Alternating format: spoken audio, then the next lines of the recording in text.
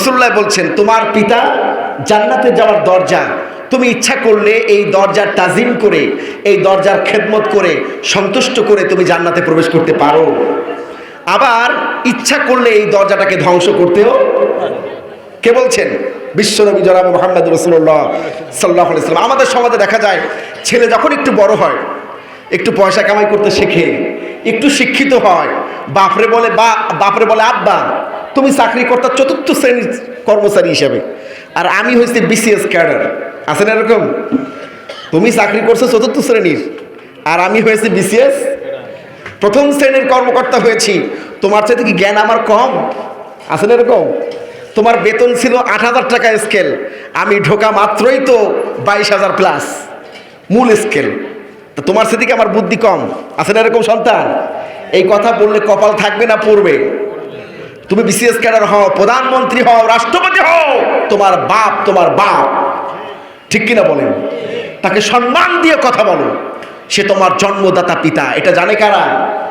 যারা মাদ্রাসায় পড়াশোনা করেছে, যাদের মধ্যে দ্বীনি ইলম আছে, তারা তাদের সন্তানকে কখনো, দ্বীনি ইলম যাদের আছে তারা সন্তানের অধিকার আদায় করে, আবার ওই সন্তানেরা মা বাবার হক আদায় করে। ঠিক কিনা বলেন?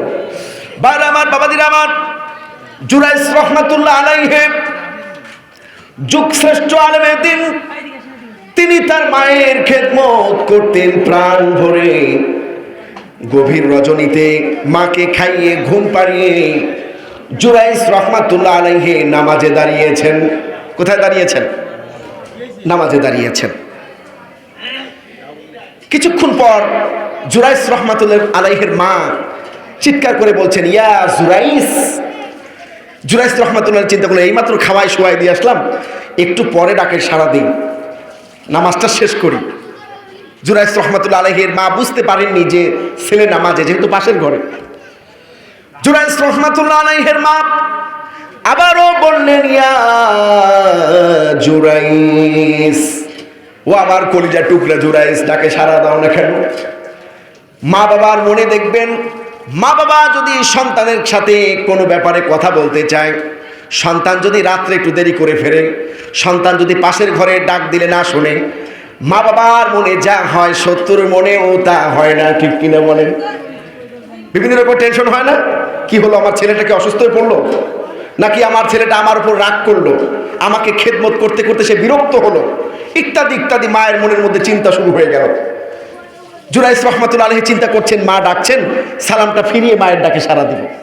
তৃতীয়বারের নয়, জুরাইস রহমাতুল্লাহ আলাইহির মা ডাকলেন, ইয়া জুরাইস, ও আমার জুরাইস। জুরাইস এখনো ডাকের সাড়া দেয় না। মায়ের কলিজার মধ্যে ব্যথা লেগে গেল। মা জানে তার কলিজার টুকরা সন্তান জুরাইস পাশের ঘরে বসা, সব শুনতে পাচ্ছে। তিনবার ডাক দিলাম, একবারের জন্য জুরাইস আমার ডাকে সাড়া দিল না। আমার জুরাইসকে আমার উপরে রাগান্বিত কিনা? আমার জুরাইস আমার খেদমত করতে করতে আমার প্রতি বিরক্ত হয়ে গেল কিনা? এই কথা চিন্তা করে জুরাইস রহমাতুল্লাহ আলাইহির মা একটু কষ্ট পেয়ে গেলেন। কি পেয়ে গেলেন? আল্লাহ পাক বলছেন আয়াতে, উফ উফ, এতটুকুন কষ্ট। খেয়াল করেন, আয়াতের সাথে মিলান। আল্লাহ পাক বলছেন উফ, মানুষের মতো আল্লাহ উচ্চারণ করছেন এখানে। আমরা একটু কষ্ট পেলে বলি না উফ, কি বলি না? আল্লাহ পাক মানব সচিত শব্দের মতো উচ্চারণ করছেন। আল্লাহু আকবার বলছেন, উফ শব্দটাও যেন মা বাপ না করতে, এই পরিমাণ কষ্ট যেন তারা না। জুরাইস রহমাতুল্লাহ আলাইহির মা কষ্ট পেয়ে উফ শব্দ করে বলল, আর রব্বুল আলামিন, আমার জুরাইস আমাকে এত ভালোবাসে, কিন্তু আজকে আমার ডাকে সাড়া দেয় না। জুরাইস কি মায়ের কথা ভুলে গেল কিনা? মায়ের প্রতি রাগান্বিত হলো কিনা? মায়ের প্রতি বিরক্ত হলো কিনা? যদি বিরক্ত হয়ে থাকে, আর রব্বুল আলামিন তোমার কাছে বলে দিলাম, আমার জুরাইস আমাকে আজকে অবহেলা করলো, আমার ডাকের সাড়া দিল না। আর রব্বুল আলামিন, আমার জুরাইসকে তুমি দুশ্চরিত্রা নারীর হাতে লাঞ্ছিত না করাইয়া দুনিয়া থেকে দিবা না। কোথায় চলে গেছে? বদদুয়া কোথায় চলে গেছে? আরশে আজিমে কোথায় চলে গেছে? তিন ব্যক্তি হলো মুস্তাজাবুদ দাওয়া। কয় ব্যক্তি? মুস্তাজাবুদ দাওয়া। দোয়া করতে দেরি আছে, আরশে আযমে পৌঁছাতে দেরি নয়। এই তিন ব্যক্তি দোয়া করলে যেমন আরশে আযমে পৌঁছায়, বদদোয়া করলেও। এক নম্বর হলো মাজলুম। এক নম্বর কি? মাজলুম। বিশ্বনবী জনাবে মুহাম্মদ রাসূলুল্লাহ মুয়াজকে যখন ইয়ামিনের গভর্নর নিযুক্ত করলেন, বললেন, ও মুয়াজ, ইয়ামিনের গভর্নর হচ্ছ ঠিক কথা, নির্বাহী আইনের অধিকারী হচ্ছ, মাজলুমের বদদোয়া নিও না, কারণ মাজলুমের বদদোয়া সরাসরি কোথায় পৌঁছে যায়? দীর্ঘ 16টি বছর কারোর মনে কষ্ট দেওয়ার জন্য আমি বলছি না, অনেকে নির্যাতিত হয়েছেন না, অনেকে আয়না ঘরে কেঁদেছেন না, গামছা দিয়ে চোখের পানি মুছেছেন না। আমার কথার সাথে কি আপনারা একমত না? অনেকে, এই যে স্বরাষ্ট্রমন্ত্রী বাবর সাহেব 17 বছর পর মুক্তি পেল, কত বছর পর? তার বিরুদ্ধে কোনো একটি অপরাধ প্রমাণিত হয়নি, অথচ 17টা বছর তার জীবন থেকে কি করা হয়েছে? কেড়ে নেওয়া হয়েছে। কোরআনের পাখি আল্লামা দেলোয়ার হোসেন সাঈদী হুজুর, যাকে আওয়ামী লীগ, বিএনপি সহ সব রাজনৈতিক দল, সবাই দলমত তাকে ভালোবাসে, ঠিক কিনা বলেন? কোরআনের পাখি বাংলাদেশের হুজুরের যে কত দাম, কত শান, আমি ভারতে গিয়ে বুঝতে পারছি। তারা জানছে আমি খুলনা সিদ্দিকিয়া কামিল মাদ্রাসা থেকে দাখিল এবং আলেম পরীক্ষা দিয়েছি। হুজুরের প্রতিষ্ঠিত মাদ্রাসা। হুজুর যে মাদ্রাসায় পড়াশোনা করেছেন খুলনা আলিয়া, সে খুলনা আলিয়া থেকে আমি তাফসির, ফিকা, হাদিসে কামেল করেছি। এটা তারা শুনছেন, বারবার খালি আমার কাছে আসে যে হুজুর কেমন আছে। তখন হুজুর দুনিয়া থেকে যাননি, বিদায় নেননি। হুজুর কেমন আছে, খালি সাঈদী হুজুর কথা বলে। আপনারা শুনলে অবাক হবেন, কলকাতা সহ পশ্চিমবঙ্গে সাঈদী সাহেবের হুজুর ক্যাসেট বাজালে, সাঈদী সাহেবের হুজুরের ক্যাসেট বাজালে হাজার হাজার লোক জড়ো হয়ে যায় হুজুরের মাহফিল শোনার জন্য। বলেন সুবহানাল্লাহ। এই কোরআনের পাখিকে মানুষ এরকম ভালোবাসে। গোটা বিশ্ব হুজুরের গায়েবানা জানাজার নামাজ পড়ছে, ঠিক কিনা বলেন? সেই হুজুরকে দীর্ঘ 13 বছর জেল খাটিয়ে একেবারে পরিকল্পিতভাবে শাহাদাত বরণ করানো হয়েছে। কথা ঠিক বললাম না ভুল বললাম? এখন বলতে পারেন হুজুর আন্দাজে কোথা দিয়ে পাইলেন? আন্দাজে না, সঠিক। যে সমস্ত অফিসাররা জেলখানার দায়িত্বে ছিলেন তারা বলেছেন যে হুজুরকে যেদিন চিকিৎসার জন্য গাজীপুর থেকে বের করে তাকে MM মেডিকেল কলেজ বিশ্ববিদ্যালয় তাকে নিয়ে যাওয়া হলো, তৎকালীন বঙ্গবন্ধু মেডিকেল কলেজ বিশ্ববিদ্যালয়। তো সেখানে যখন নিয়ে যাওয়া হলো, তার যত আসবাবপত্র ছিল, বিছানা ছিল, তোষক ছিল, সব গাঁটটি বেঁধে বের করে দেওয়া হয়। এখন অফিসাররা বলছেন হুজুর তো চিকিৎসা নিয়ে আবার আসবে, তার রুম খালি করে দেওয়া হচ্ছে কেন? তখন কিন্তু অফিসাররা বিষয়টা যখন টেলিভিশনে প্রচার হলো যে 8:40 কয় মিনিটে যে আল্লামা হুজুর আর দুনিয়াতে নাই, তখন অফিসাররা বুঝতে পারছে যে তার গাঁটটি বস্তা কেন গুছানো হইল। ভাইরা আমার, কি জুলুম করা হয়েছে না? আরশে আযমে পৌঁছাইছে না এই বদদোয়া? কি তারা কি খুব সম্মানের সাথে বিদায় নিয়েছে? বলেন, কথা হাদিসের সাথে মিলাবেন, আল্লাহ রসুলের বক্তব্যের সাথে বাস্তবতা মিলাবেন, বুঝতে পারবেন যে বিশ্ব নবীর প্রত্যেকটা কথা কুরআনের কোট। বলেন সুবহানাল্লাহ। হতেই হবে। কেমন পতন হলো একটু বলে সামনে আগাতে চাই। কষ্ট পাচ্ছেন না তো সবাই? এই যে ডিসেম্বর মাস গেছে না, আমাদের সবার ছেলেমেয়েরা পরীক্ষা দিছে। এরকম একটা ছেলে পরীক্ষা দিয়ে রেজাল্ট নিয়ে বাপের সামনে দাঁড়াইছে, কান্না করছে।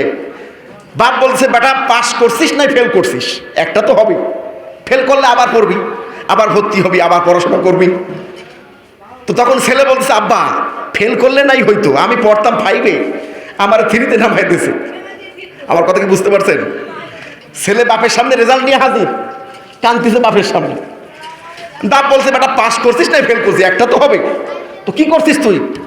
তখন ছেলে বলছে, আব্বা ফেল করলে তো হইতো, আগে পড়তাম 5-এ, এখন আমার 3-তে নামাই দিয়েছে।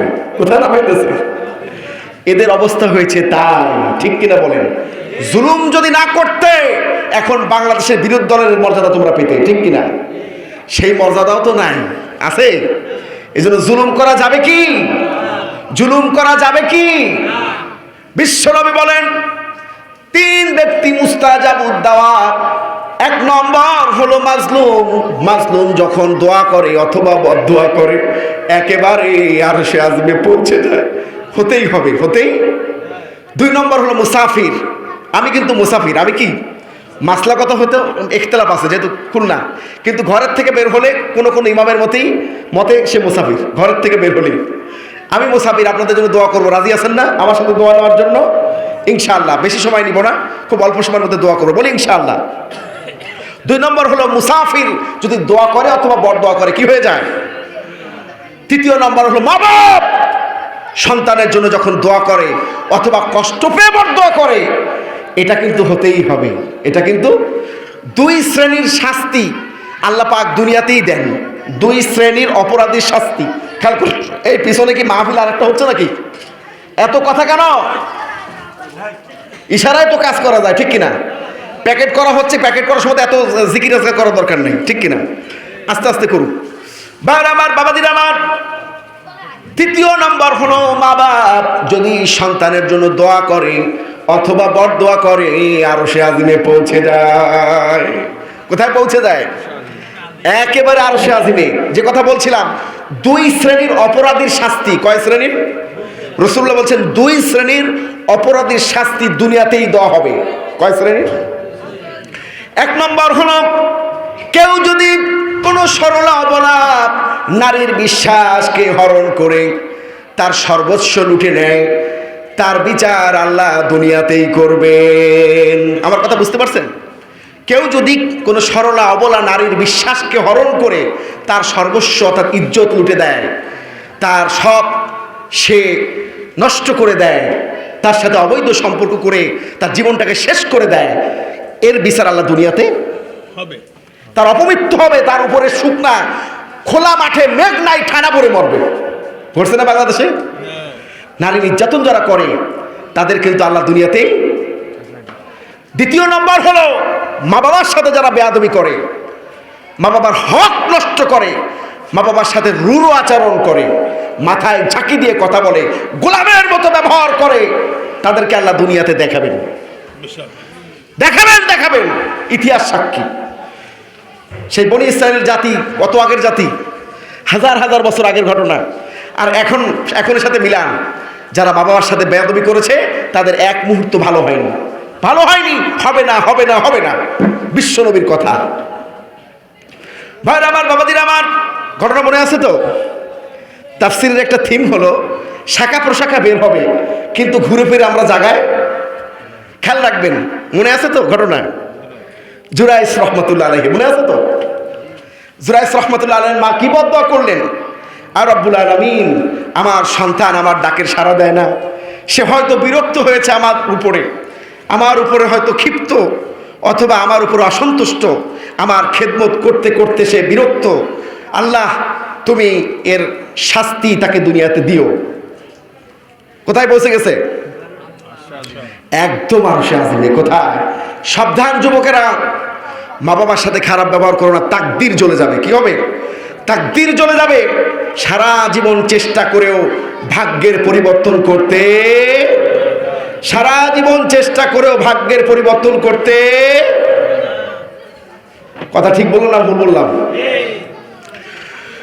ভাইরা আমার, হযরতে জুরাইস রাহমাতুল্লাহ আলাইহির মা কিছুদিনের মধ্যে দুনিয়া থেকে বিদায় নিয়ে চলে গেল। জুরাইস রাহমাতুল্লাহ আলাইহি আলেম মানুষ, দেশ বিদেশ বিভিন্ন এলাকায় প্রোগ্রাম করে, দিনের দাওয়াত দেয়। একদিন প্রতিমধ্যে একজন সুন্দরী তনয়া তন্নী ডাগর চক্ষু বিশিষ্ট মহিলা জুরাইস রহমতুল্লাহ আলাইহির রাস্তাকে এভাবে আটকে দিল। এইভাবে কোলে বাচ্চা, 2টা মত পাওয়া যায়। একটা হলো পেটে বাচ্চা, আর একটা হলো ইখতিলাফ আছে। পেটে বাচ্চা একটা মতামত পাওয়া যায়, আর একটা মতামত পাওয়া যায় কোলে বাচ্চা। বাচ্চা নিয়ে দাঁড়ায় গেল সামনে, বলছে জুরাইস কোথায় যাও? এই যে বাচ্চাটি, এই বাচ্চাটির পিতৃ পরিচয় দিয়ে সামনে আগাবা। জুরাইস রহমতুল্লাহ আলাইহি বলে, ইন্না লিল্লাহ, মহা মুসিবত। তোমার সাথে আমার কোনোদিন কোনো সম্পর্ক ছিল না, তোমাকে আমি ভালো করে চিনিও না, জানিও না। তোমার পেটের বাচ্চা অথবা কোলের বাচ্চার বাপ আমি, এই কথা তোমাকে কে বললো? আসলে ঘটনা হলো এই, জুরাইস রহমতুল্লাহ আলাইহিকে এই মহিলা কুপ্রস্তাব দিয়েছিল অনেকদিন আগে। জুরাইস রহমাতুল্লাহ আলাইহি আলেম মানুষ, কি মানুষ? তারা আলেমরা সবসময় নিজেদের ইমানকে হেফাজত করার চেষ্টা করে, ঠিক কিনা? বিশ্বনবী জনাবে মুহাম্মদ রাসূলুল্লাহ সাল্লাল্লাহু আলাইহি ওয়াসাল্লাম সম্পর্কে আল্লাহ পাক বলছেন, ওয়া ইন্নাকা লাআলা খুলুকিন আযীম। হে নবী, আমি আপনাকে সর্বশ্রেষ্ঠ সুন্দর চরিত্রের দান করেছি, সুন্দর আখলাক দান করেছি। সেই রাসূলুল্লাহর অনুসারী, প্রধান সারির অনুসারী কারা বলেন তো? আলেমেরা। এই জন্য আলেম ওলামারা সবসময় চরিত্রকে হেফাজত করে চলে, ঠিক কিনা বলেন? ভাইরা আমার, বাবাদিরা আমার, মহিলা চিৎকার করা শুরু করলো। চতুর্দিক থেকে লোকেরা ভিড় করে ফেললো, জুরাইস রহমাতুল্লাহ আলাইহিকে ঘিরে ফেললো। মহিলা যখন বলতে লাগলো, ও সমবেত জনতা শোনো, যাকে তোমরা যুগশ্রেষ্ঠ আলেম বলো, সেই জুরাইস কি কাম ঘটাইছে দেখো। মহিলা বলছে, সবাই বিশ্বাস করছে। দেখবেন আমাদের সমাজে ইমাম সাহেবের বিরুদ্ধে যদি কোনো কথা ওঠে, খেয়াল করে শুনুন, যে মুসল্লি ইমাম সাহেবের জন্য কলিজা দিতে রাজি, সেই মুসল্লিও কয় যে আমাদের হুজুর এই কামটা করতে পারলো, কি বলে না? অথচ তদন্ত করার আগে একটা মন্তব্য করে ফেলে, ঠিক কিনা বলেন? আর হুজুরদের বিরুদ্ধে কোনো অভিযোগ উঠলে মানুষ বিনা পারিশ্রমিককে অ্যাডভার্টাইজ করা শুরু করে দেয়, মাইকিং করা শুরু করে, অমুক ইমাম সাহেব এই কাম করাইছে। আসলে অবশ্যই তদন্ত করা উচিত। অনেক মসজিদের সভাপতি এরকম আছে, আমাদের এই মসজিদের সভাপতি ভালো, আশেপাশে কারোর বদনাম করছি না, অনেক জায়গায় যেহেতু আল্লাহ নেয়, কিছু কিছু মসজিদের সভাপতি আছে, ইমাম সাহেবের বউ হাত মোজা পরে বের হয়নি, ইমাম সাহেবের বউ হাত মোজা পরতে ভুলে গেছে। মুসল্লিদের সামনে সভাপতি মহোদয় বলছে, ইমাম সাহেব আসরের সময়, আপনি তো বড় আলেমের দিন, জবরদস্ত আলেম, কিন্তু আপনার বউ কামটা কি করলো? বাইরে বেরোইছে, হাতে মোজা নাই, সবার সামনে আসলে এরকম। অথচ ওই সভাপতির মেয়ে বউ উদলা চলে, আমাদের বরিশালের ভাষায় বলে উদলা চলা। কি চলা? উদলা বসেন, গায়ে হাত পায়ে কাপড় রাখে না, আসলে এরকম। ওতে সমস্যা নাই, ইমাম সাহেবের বউ কেন হাতে মোজা পড়তে ভুলে গেছে? কি ইমাম সাহেবকে যেমন মানুষ ভালোবাসে, আলেম ওলামাদেরকে যেমন ভালোবাসে, কওয়ার সময় কিন্তু ছাড়ে না মোটেও, ঠিক কিনা? ধুয়ে দেয়, একেবারে ধুয়ে ধুয়ে দেওয়া বোঝেন, একেবারে সাফ করে দেয়। আসলে শোনা কথা, বিশ্বনবী বলেছেন, যা শুনেছ তা বলতে থাকা সবচাইতে বড় মিথ্যা। তা সবচাইতে কি? মিথ্যা। অবশ্যই আপনি তদন্ত করবেন। তো জুরাইস রহমাতুল্লাহ আলাইহির ক্ষেত্রে তদন্ত করা হয়নি। লোকজন তো আজকে জুরাইস দেব। জুরাইস রহমাতুল্লাহ আলাইহি বলছেন যে, তোমরা, আমি তোমাদের হস্তগত আছি, তোমরা আমাকে এখনই শেষ করে দিতে পারো, তবে আমাকে একটু সুযোগ দাও, আমি 2 রাকাত নামাজ পড়তে চাই।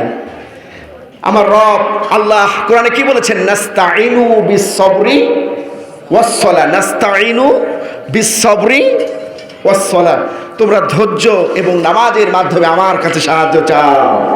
কে বলেছেন? আমরা কোনো বিপদে পড়লে নেতারে খুঁজি, কি চেয়ারম্যান সাহেব কই, মেম্বার সাহেব কই, উপজেলা চেয়ারম্যান কই, ইউনো সাহেব কোথায়, কি? অথচ আল্লাহর নির্দেশ কি? নাস্তাইনু বিস-সাবরি ওয়াস-সালাহ। সাহাবীদের একটা আমল, সাহাবীরা তাদের জুতার ফিতা ছিঁড়ে গেল, নামাজে দাঁড়িয়ে যেতেন, ঠিক কিনা বলেন? কথা ভুল বললাম না ঠিক বললাম? ভাইরা আমার, বাবাদিরা আমার, জুরাইস রাহমাতুল্লাহ আলাইহি ওযু করে নামাজে দাঁড়ালেন, কিয়াম করলেন, রুকু করলেন, সিজদায় গিয়া চোখের পানি ছেড়ে দিয়ে বললেন, আয় রব্বুল আলামিন, আজকে এই মিথ্যা অপবাদে যদি এখানে আমার শাস্তি হয়, আমার জীবনটা শেষ হয়ে যায়, ছন্নছাড় হয়ে যায়, এখানে যদি আমি দুনিয়া থেকে বিদায় নেই, তাহলে কিয়ামত পর্যন্ত সমস্ত আলেমদের মুখে চুনকালি পড়ে যাবে। মানুষ বলবে, এই জুরাইসের জন্য আমাদের মুখে চুনকালি পড়ছে, আলেম ওলামারা বলবে, এই যদি এই আকাম না করতো আমাদের বদনাম হইতো না, ঠিক কিনা বলেন? তো জুরাইস রহমাতুল্লাহ আলাইহি যখন চোখের পানি ছেড়ে দিয়ে সিজদায় আল্লাহকে ডাক দিলেন, আল্লাহর আরশে আজিমে খবর হয়ে গেছে, বলেন সুবহানাল্লাহ। আল্লাহর ওয়াদা রয়েছে না, ফাযকুরুনি আযকুরুকুম, তোমরা আমাকে ডাকো, আমি ডাকের সাড়া দেব। কে বলেছেন? ডাকার মতো আপনি ডাকুন, ডাকার মতো ডাকুন, অবশ্যই আল্লাহ ডাকের সাড়া। মাল্লাম ইয়াসআলিল্লাহ ইয়াগদাব আলাইহি, যে ব্যক্তি আল্লাহর নিকট চায় না, আল্লাহ তার উপর রাগান্বিত হন। কি হন? এই জন্য চাইতে হবে কার কাছে? জুরাইস রহমাতুল্লাহ আলাইহি কার কাছে চাইছেন? আর আমরা কার কাছে চাই? আমাদের দেশে অনেকে মাজারের কাছে গিয়ে বলে, ইয়া খাজা বাবা মেরে মতলব কো পুরা কর দে, আছে না? ও খাজা বাবা আমার মনের আশা ভরসা চাওয়া পাওয়া সব মিটায় দাও। নাউজুবিল্লাহি মিন। এই খানজানি রহমতুল্লাহ মাজারে গিয়ে চায় না? চায় না? যারা না জানে ইসলাম সম্পর্কে, যাদের জ্ঞান ধারণা নাই, আল্লাহ সম্পর্কে যাদের কোনো জ্ঞান ধারণা নাই, তারা মাজারে গিয়েই চায়। ঠিক কিনা বলেন? মোমেন মুসলমান কার কাছে চায়? আল্লাহর কাছে। জুরাইস রহমতুল্লাহ আলাইহি কার কাছে চেয়েছেন? হযরতে ইউসুফ আলাইহিস সালাম কার কাছে চেয়েছিলেন? ঈসা আলাইহিস সালামের মা মারিয়াম আলাইহিস সালাম কার কাছে চেয়েছিলেন? এই তিনজনের ক্ষেত্রেই কিন্তু আল্লাহ রাব্বুল আলামিন এই তিন মোমেন মোমেনা বান্দা বান্দির জন্য আল্লাহ বাচ্চাদের জবানকে খুলেছিলেন। বলেন সুবহানাল্লাহ। এক নম্বরে হলো যেটা আলোচনা করছিলাম, জুরাইস রহমাতুল্লাহ আলাইহি। জুরাইস রহমাতুল্লাহ আলাইহি যখন চোখের পানি ছেড়ে দিয়ে আল্লাহর কাছে বললেন, আল্লাহ পাক ওই পেটের বাচ্চা অথবা হাতের বাচ্চার জবান খুলে দিলেন। বলেন সুবহানাল্লাহ। বাচ্চাটি বলল, ও সমবেত জনতা, জুরাইস রহমাতুল্লাহ আলাইহির কোনো দোষ নাই। এই মহিলার সাথে রাখালের অবৈধ সম্পর্ক ছিল, সেই সম্পর্কের ফল হলো আমি। বলেন নাউজুবিল্লাহ। বাচ্চার জবান আল্লাহ খুলে দিয়ে জুরাইস রহমাতুল্লাহ আলাইহির জীবনটা ভিক্ষা দিলেন কে? আরেকটা ইউসুফ আলাইহিস সালামের ঘটনা আপনারা সবাই জানেন কম বেশি, সংক্ষেপে বলবো। ইউসুফ আলাইহিস সালামকে যখন ঘিরে ফেলে দিল, সৌন্দর্যের পিরামিড হলো ইউসুফ আলাইহিস সালাম। বলেন সুবহানাল্লাহ। এত সুন্দর আল্লাহ দান করেছিলেন, মিশরের মহিলারা তারা দেখলে এভাবে তাকাই থাকতো। আল্লাহু আকবার। পৃথিবীর সবচেয়ে সুন্দর পুরুষ হলো দাড়িওয়ালা পুরুষ। বলেন সুবহানাল্লাহ। কিন্তু আমাদের অনেক যুবকরা দাড়ি টাড়ি কামায় সুন্দর হওয়ার চেষ্টা করে, কিন্তু ফলাফল হয় লেডিসের মতো দেখায় অনেকটা। আমি কাউকে কষ্ট দেওয়ার জন্য বলছি না। পুরুষের আসল সৌন্দর্য হলো দাড়িতে। পুরুষের আসল সৌন্দর্য কি? সিংহর যেমন সিংহ, পুরুষ সিংহর কেশর না থাকলে যেমন তাকে ভালো লাগে না, ঠিক পুরুষের দাড়ি না থাকলে তাকে ভালো। যার যেমন দাড়ি আছে সে সেভাবে দাড়ি রাখবে। দাড়ি রাখাটা সমস্ত ইমাম একমত ওয়াজিব। সমস্ত ইমাম কি? ওয়াজিব। দাড়ি কাটলে তার গুনাহ হতে থাকবে, চলতেই থাকবে গুনাহ। বলেন নাউজুবিল্লাহ। দাড়ি যে কাটবে তার গুনাহ হতেই থাকবে। বলেন নাউজুবিল্লাহ। তো ভাইরা আমার, ইউসুফ আলাইহিস সালামকে দেখে মিশরের নারীরা পাগল হয়ে যেত। হয়েছিল জুলাইখা, আটকে দিল ঘরের মধ্যে। কোথায়? 8টা দরজা তালাবদ্ধ করা হলো। কয়টা? ইউসুফ আলাইহিস সালাম কার উপর ভরসা করেছিলেন? এই আপনাদের কি ঘুম আসতেছে? ঘুম আসছে? এত তাড়াতাড়ি তো ঘুম আসার কথা না। ভাইরা আমার, বাবাজিরা আমার, ইউসুফ আলাইহিস সালাম যখন আল্লাহর উপরে ভরসা করে তালাবদ্ধ